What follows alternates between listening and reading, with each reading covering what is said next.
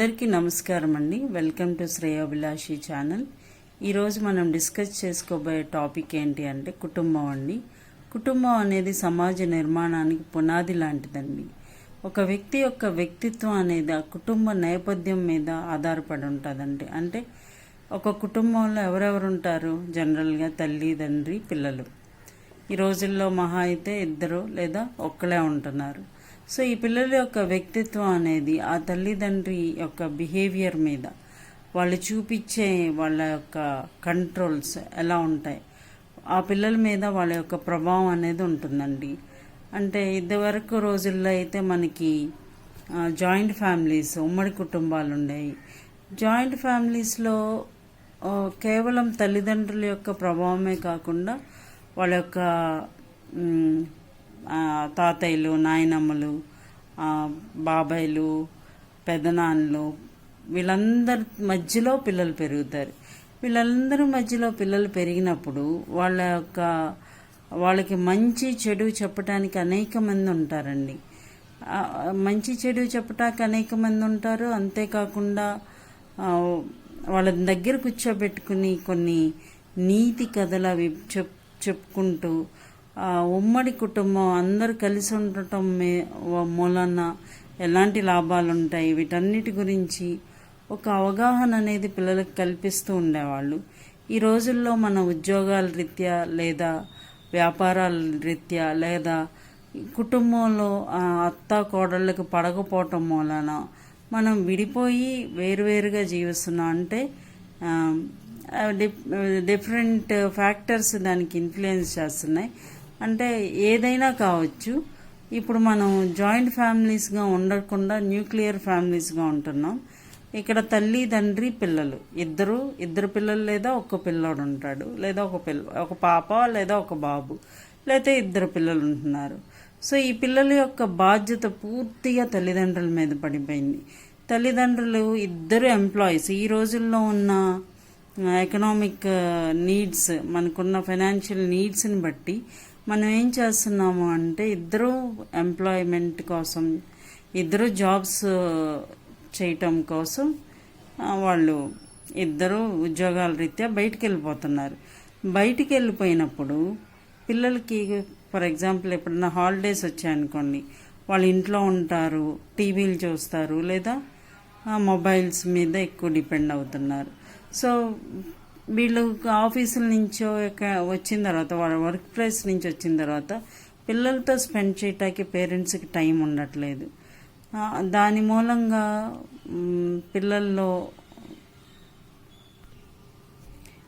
మూలంగా మనం పిల్లల పట్ల శ్రద్ధ కొంచెం తగ్గుతుందండి. అంటే ఇంటికి వచ్చిన తర్వాత మన పనులు చేసుకోవటం, వాళ్ళ కోసమే స్పెండ్ చేస్తున్నాం. అంటే వాళ్ళకి వండి పెట్టడం, లేకపోతే వాళ్ళకి కావాల్సినవి చూసుకోవటం, వాళ్ళకి కావాల్సిన అరేంజ్మెంట్స్ చేసుకోవటంలో పేరెంట్స్ ఎక్కువ నిమగ్నం అవుతున్నారు. కానీ పిల్లలతో స్పెండ్ చేయటానికి టైం తగ్గిపోతుంది. దీని మూలంగా పిల్లల్లో షేరింగ్, కేరింగ్, అండర్స్టాండింగ్ అనేవి తగ్గుతున్నాయేమో అనేది నా అభిప్రాయం అండి. ఎందుకంటే ఇదివరకటి రోజుల్లో అనేక మంది పిల్లల్లో పెరిగినప్పుడు వాళ్ళకి షేరింగ్ అనేది అలవాటు అవుతుంది. అంటే వాళ్ళకి ఏమన్నా ఉంటే ఇతరులు వేరే వాళ్ళకి పెట్టడం, ఒకళ్ళ పట్ల ఒకళ్ళ బాధ్యతగా ఉండటం, ఒకళ్ళు అర్థం చేసుకోవటం అనేది నేర్చుకునేవాళ్ళండి. ఇప్పుడైతే చాలా ఫ్యామిలీస్లో సింగిల్ చైల్డ్ ఉంటున్నారు. అంటే ఒకే పిల్లోడు లేదా ఒక పాప లేదా ఒక బాబు అంతే. కాబట్టి వాళ్ళకి ఈ షేరింగ్, కేరింగ్, అండర్స్టాండింగ్ అనేవి తగ్గుతూనే ఉంటాయి. స్వార్థం అనేది కూడా చాలా ఇంపార్టెంట్. చాలా స్వార్థం పెరిగిపోతుందండి. చాలా మందిలో స్వార్థం అనేది మేజర్ రోల్ ప్లే చేస్తుందని నా అభిప్రాయం. అయితే ఇందులో తల్లిదండ్రుల బాధ్యత చాలా ఉందండి. ఎందుకంటే సమాజం అంటే స్వార్థంగా మనం ఉన్నప్పుడు, మనలో షేరింగ్, కేరింగ్, అండర్స్టాండింగ్ అనేవి లేనప్పుడు, మన ఇంట్లోనే మనం ఒకరినొకరు అర్థం చేసుకోలేనప్పుడు, మనం బయట వాళ్ళతో ఎలా ఉంటున్నాం, అదే రీతిగా మన నైబర్స్తో ఎలా ఉంటున్నాం, వీళ్ళతోనే మనం ఇక్కడే మన లిమిటెడ్ సర్కిల్లో మనం అండర్స్టాండింగ్, కేరింగ్, షేరింగ్ అలాంటివి మన మధ్య లేనప్పుడు మనం దేశానికి ఎలా ఉపయోగపడతాం, సమాజాన్ని ఎలా నిర్మిస్తున్నాం అనేది చాలా ఇంపార్టెంట్. అందుకనే తల్లిదండ్రులు చాలా బాధ్యత తీసుకోవాల్సిన అవసరం ఎంతైనా ఉందండి. ఎందుకంటే ఈనాటి చిన్న పిల్లలే రేపటి పౌరులండి, నేటి బాలలే రేపటి పౌరులు అనే ఒక సెయింగ్ ఉంది. కాబట్టి మనం ఏం చేయాలి అంటే వాళ్ళలో మనం ఇన్కల్కేట్ చేయాల్సినవి అంటే డెవలప్ చేయాల్సినవి ఉన్నాయండి. చాలామంది నేను, నా పిల్లాడు, నా కుటుంబం, హ్యాపీగా ఉంటే చాలు, ఎదుటోళ్ళు ఎలా ఉంటే నాకేంటి, ఎదుటోళ్ళతో నాకు సంబంధం ఏంటి అనే విధానంలో ఈ కుటుంబ నేపథ్యం ఈరోజు ఉంటుందండి. క్యూట్ లిటిల్ ఫ్యామిలీ అని, బ్యూటిఫుల్ లిటిల్ ఫ్యామిలీ అని ఇలాంటివి చాలా పెరిగిపోయాయండి. క్యూట్ లిటిల్ ఫ్యామిలీ అంటే ఇప్పుడు అందరూ కలిసి ఉంటే కలుదు సుఖం అని మనం చాలాసార్లు మనకి నానుడి కదండి. మరి అది ఎలా క్యూట్ లిటిల్ చిన్న సంసారం, చింతలేని సంసారం అంటున్నారు. కానీ ఇప్పుడు నీకు షేరింగ్కే నువ్వు ఇంకోళ్ళతో కలవనప్పుడు రేపు నీకు అవసరం వస్తే ఎవరు వస్తారు అనేది కూడా పిల్లల్లో మనం నేర్పించాలండి. కొంతమంది అయితే నేను, నా భర్త, నా పిల్లోడు లేదా పిల్ల మేము తప్ప వేరే వాళ్ళు మాకు అక్కర్లేదు. ఇదే వాళ్ళకి మాట్లాడటం నేర్పించరు, వాళ్ళకి ఎదుటోళ్ళతో కలవటం నేర్పించరు, వాళ్ళకి మాట్లాడటం ఎలా మాట్లాడాలో నేర్పించరు, ఆ స్ట్రాంగ్ వర్డ్స్ యూజ్ చేయటం నేర్పిస్తారు. ఈ స్ట్రాంగ్ వర్డ్స్ వాళ్ళు ఎవరితో అయినా అనేస్తారు. వాళ్ళతో కలవటానికి వేరే వాళ్ళు ఇష్టపడరు. కాబట్టి మనం ఏం చేయాలి అంటే పిల్లలకి కుటుంబం అంటే నువ్వు నేనే కాదు, మనకి ఇంకా మన బంధువుల గురించి, మన తోడబుట్టిన వాళ్ళ గురించి, వీళ్ళందరి గురించి మనం చెప్తూ ఉండాలి. ఒక ఫ్యామిలీ ఉందండి, నాకు తెలిసిన ఫ్యామిలీ. వాళ్ళ ఇద్దరు అన్నదమ్ములు, వాళ్ళకి పిల్లలు ఉన్నారు, ఇద్దరు పిల్లలు ఉన్నారు. ఆ తమ్ముడు పిల్లలకి వాళ్ళ అన్నయ్య పిల్లలు, వాళ్ళ అన్నయ్య, ఆ తమ్ముడు యొక్క అన్నయ్య ఏమవుతాడో తెలియదండి. ఆ పిల్లలు వీళ్ళని అడిగారంట, ఈ అన్న పిల్లల్ని, ఏంటి మీ డాడీ మా డాడీ ఫ్రెండ్సా అని అడిగారంట. వాళ్ళకి 1 year 2 years డిఫరెన్స్ ఉన్న వాళ్ళేనంట. అయితే ఈ పిల్లలు ఏం చెప్పారు, మీ డాడీ మా డాడీకి ఫ్రెండ్ కాదు, మీ డాడీ మా డాడీకి తమ్ముడు, మేము మీ డాడీ వాళ్ళ అన్నయ్య పిల్లలం, మా డాడీ మీ డాడీకి పెద్దనాన్న అవుతారు, పెద్దనాన్న ఓన్ సిబ్లింగ్స్ వాళ్ళు అని చెప్పారు. సో అంటే తల్లి ఏం నేర్పిస్తుందండి అక్కడ, ఎవరి గురించి అన్నది చెప్తుందా, అసలు ఏమన్నా తెలియచేస్తుందా, మన ఫ్యామిలీలో ఎంతమంది ఉంటారు అని ఇవన్నీ తల్లి నేర్పించాలండి. అంతేకాదు ఇప్పుడు నీ వాళ్ళని ఒకలాగా, నీ అత్తింటి వాళ్ళని ఒకలాగా చూసే విధానం కూడా పెరిగిపోయింది. సో వీటన్నిటి మూలంగా మన కన్నిని మన వేలుతో పొడుచుకుంటున్నామని. ఎందుకంటే నీ పిల్లలకి రేపు ఎవరు ఉండరు. నువ్వు ఇలాంటివన్నీ నీ పిల్లలకి నేర్పించుకుంటూ పెంచావనుకో, స్వార్థం చాలా ఇంపార్టెంట్ రోల్ ప్లే చేస్తుంది ఈ రోజుల్లో. అంటే అందరితో కలవాల్సిన పిల్లల్ని స్వార్థంగా పెంచేసి వాళ్ళు రేపొద్దున వీళ్ళకి అవసరానికి ఎవరు రాకుండా ఉండే విధంగా తల్లులు ఈరోజు నేర్పిస్తున్నారనేది నా ఉద్దేశమేనండి. కాబట్టి మనం అంటే ఒక పిల్లవాడు పెరిగి పెద్దోడై సమాజానికి ఉపయోగపడాలి అంటే మనం కొన్ని నేర్పించాల్సిన అవసరతలు ఎంతైనా ఉన్నాయండి. దాంట్లో ఇంపార్టెంట్ రోల్ మాత్రం తల్లిదేనండి. ఎందుకంటే తల్లితో ఎక్కువ టైం పిల్లలు స్పెండ్ చేసేది తల్లితో. తల్లి వాళ్ళకి నేర్పించాల్సినవి, వాళ్ళలో డెవలప్ చేయాల్సినవి అనేక ఉన్నాయి. అంటే కొన్ని మనం చూసుకుందాం. తల్లి చాలామంది ప్రేమను నటిస్తారండి. అంటే మన ఎదురుగా ఉన్నప్పుడు చాలా ఎఫెక్షనేట్గా ఉంటారు. అది దాటి వెళ్ళిపోయిన తర్వాత నువ్వెవరో నేనెవరినో. ప్రేమ నటించటం కాదండి, ప్రేమించటం, ప్రేమను పంచటం, ప్రేమను ఎక్స్ప్రెస్ చేయటం నేర్పించాలండి. తర్వాత కేరింగ్, ఒకళ్ళ పట్ల ఒకళ్ళు కేర్ తీసుకోవటం, జాగ్రత్త, పెద్దవాళ్ళైనా చిన్నవాళ్ళైనా. షేరింగ్ అండి, నీకున్నది. ఒక ఫ్యామిలీని నేను చూశాను, వాళ్ళు ఏంటంటే ఒక పిల్లోడు ఉన్నాడు, అంటే అన్న చెల్లెళ్ళు పిల్లలేళ్ళు, వీళ్ళు అన్న చెల్లెళ్ళు పిల్లలు. అన్నయ్య పిల్లోడు వచ్చేసి ఏదో తింటున్నాడు. ఈ చెల్లి పిల్లోడు వెళ్ళాడంట ఆ టైంకి వాళ్ళ ఇంటికి. కరెక్ట్గా వాడు తింటున్నట్టు ఆ అన్నయ్య కొడుకు ఏదో తెచ్చుకుని తింటున్న టైంకి ఈ చెల్లి కొడుకు అదే ఊర్లో ఉంటారు. ఈ చెల్లి కొడుకు వాళ్ళ ఇంటికి వెళ్ళారు.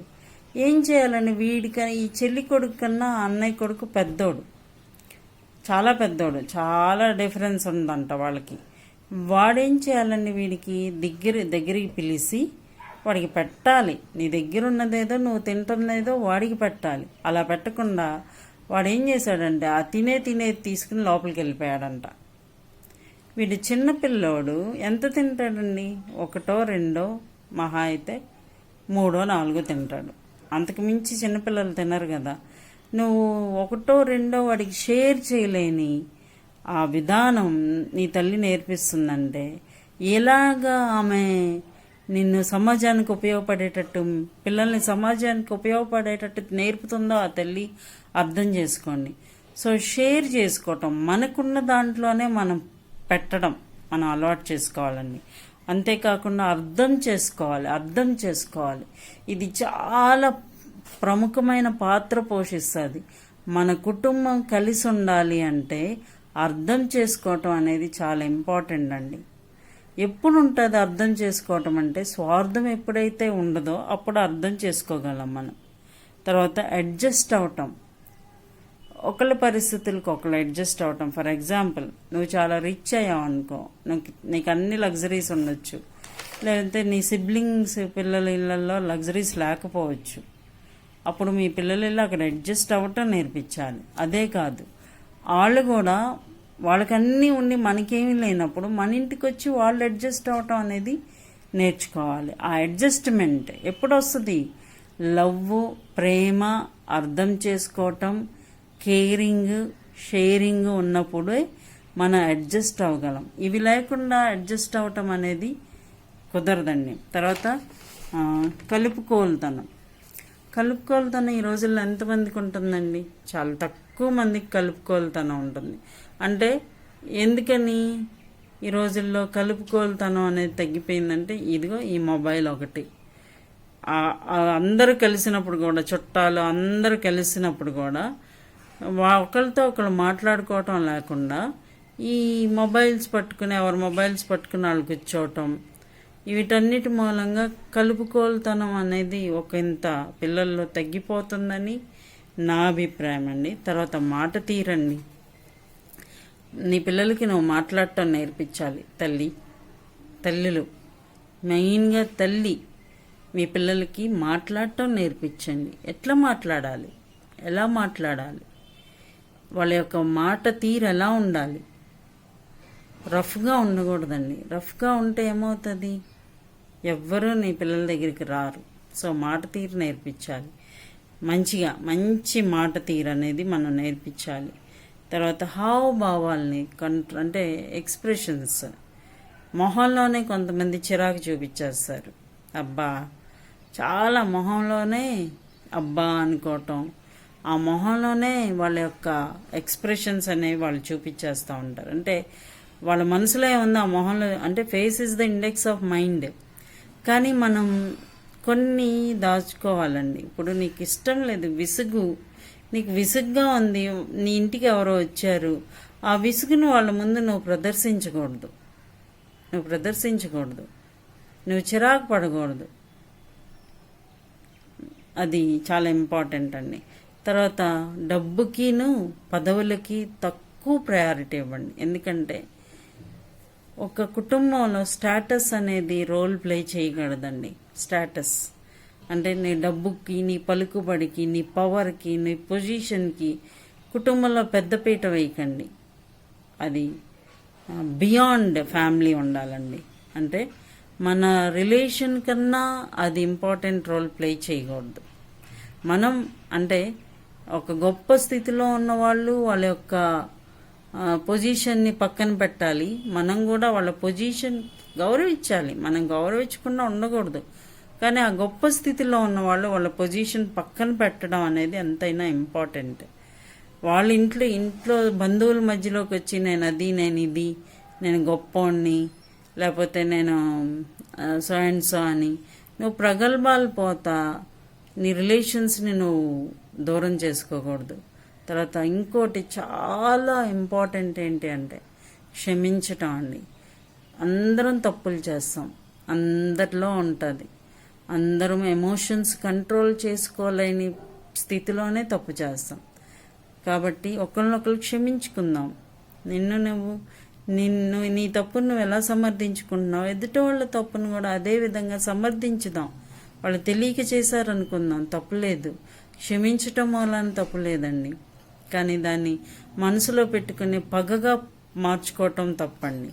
తర్వాత ఒకరి అవసరాలు ఒకళ్ళు గుర్తించటం, ఒకళ్ళ అవసరాలు ఒకళ్ళు. ఒకవేళ నీకు మోర్ అంటే చాలా ఎక్కువ ఉందనుకోండి, ఎదుటి వాళ్ళు నీడ్లో ఉన్న వాళ్ళని అర్థం చేసుకోండి, నీకు షేర్ చేసుకో. అదే కదా షేరింగ్. నువ్వు ఉన్న స్థితిలో నువ్వు మంచి పొజిషన్లో ఉన్నావు, నీ తోడబుట్టినోళ్ళలో లేకపోతే నీ కుటుంబంలో ఎవరో అంత ఉన్నత స్థితిలో లేకపోవచ్చు, వాళ్ళు చాలా ఇబ్బందుల్లో ఉండొచ్చు. వాళ్ళని గుర్తించండి, వాళ్ళని అర్థం చేసుకోండి. వాళ్ళకి తోచింది మనం చేయగలిగిందే, అంతకు మించి మనం ఏం చేయలేం కదా. మనం చేయగలిగిన సహాయం మనం చేయాలి. అంతేకాకుండా నేను అనుకోకుండా నేను అంటే నేను కాదు, మేము, మనము అనుకోవాలండి. నాది, మాది, మేము. మీదే, నువ్వు కట్టుకున్న ఇల్లు నీదే, నువ్వు సంపాదించుకుంది నీదే. అంత మాత్రాన నేను, మాది, మేము అనుకున్నారనుకోండి, అలా అంటం మూలాన నీ బంధువులు, నీ సొంత వాళ్ళని నువ్వు దూరం చేసేసుకోవటం. మనం అనేది చాలా ఇంపార్టెంట్ అండి. అలాగే పిల్లల మధ్య భేదాలు క్రియేట్ చేయకండి. చాలామంది డబ్బులున్న వాళ్ళ పిల్లల్ని ఒకలాగా, డబ్బులు లేని వాళ్ళ పిల్లల్ని ఒకలాగా ట్రీట్ చేస్తున్నారు ఇళ్లల్లో. డబ్బులుంటే వాళ్ళని నెత్తిన పెట్టుకుంటారు, డబ్బులు లేని వాళ్ళని కింద పెడతారు. సో ఇలాంటివన్నీ కూడా మనం వదిలిపెట్టి స్వార్థానికి ప్రాముఖ్యత ఇవ్వకుండా అందరం కలిసి ఉన్నప్పుడు, అందరం సంతోషంగా ఉన్నప్పుడు, అదే మన పిల్లల్లో చాలా ఇవన్నీ నేర్చుకున్న పిల్లలు దేశాన్ని ప్రేమిస్తారండి. దేశంలో ఉన్న ప్రతి దాన్ని అర్థం చేసుకోగలరు. కాబట్టి మనం సామాజిక బాధ్యత అండి ఇది. మనకి కుటుంబం అంటే మన దేశం అంటే మట్టి కాదే, దేశం అంటే మనుషులే అండి.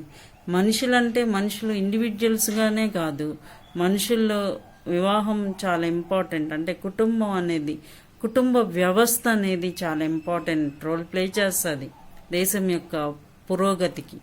సో కుటుంబంలో మనం కనుక ఇలాంటివన్నీ కుళ్ళు, కార్పణ్యాలు, కక్షలు ఇవన్నీ పెట్టుకున్నాం అనుకోండి, దేశానికి మనం ఏమిస్తామండి? మన తోడబుట్టిన వాళ్ళకే మనం ప్రేమను పంచలేనప్పుడు, మన ఇరుగు పొరుగు వాళ్ళతో మనం సఖ్యతగా ఉండలేనప్పుడు దేశంలో మనం ఏం చేస్తామండి? మంది అనేక రకాల కల్చర్స్ ఉన్న కంట్రీ కాబట్టి ఇన్ని కల్చర్స్లో నీ వాళ్ళని నువ్వు ప్రేమించుకోలేనప్పుడు ఈ వేరియంట్ కల్చర్ని నువ్వెలా ప్రేమిస్తావో ఒకసారి ఆలోచించండి. సో ఇది నా అభిప్రాయం అండి. కుటుంబం అనేది కుటుంబాన్ని బాధ్యతగా మనం డెవలప్ చేసుకోవటం, లేదా కుటుంబాన్ని బాధ్యతగా మనం పోషించుకోవటం అనేది, నర్చర్ చేసుకోవటం అనేది ఒక సామాజిక బాధ్యత అండి. సమాజం అనేది ఒక పెద్ద కుటుంబం అండి. నువ్వు చిన్న కుటుంబంలో నువ్వు నేర్చుకుంటే నువ్వు ఒక పెద్ద కుటుంబాన్ని నువ్వు నిర్మించగలవని నా అభిప్రాయం. ఇంతవరకు ఈ టాపిక్ని వీక్షించిన మీ అందరికీ నా థ్యాంక్స్ అండి. ఈ వీడియో కనుక మీకు నచ్చినట్లయితే లైక్ చేయండి, షేర్ చేయండి, సబ్స్క్రైబ్ చేయండి, మీ కామెంట్స్ని పంపించండి. థ్యాంక్ యూ అండి. Thank you.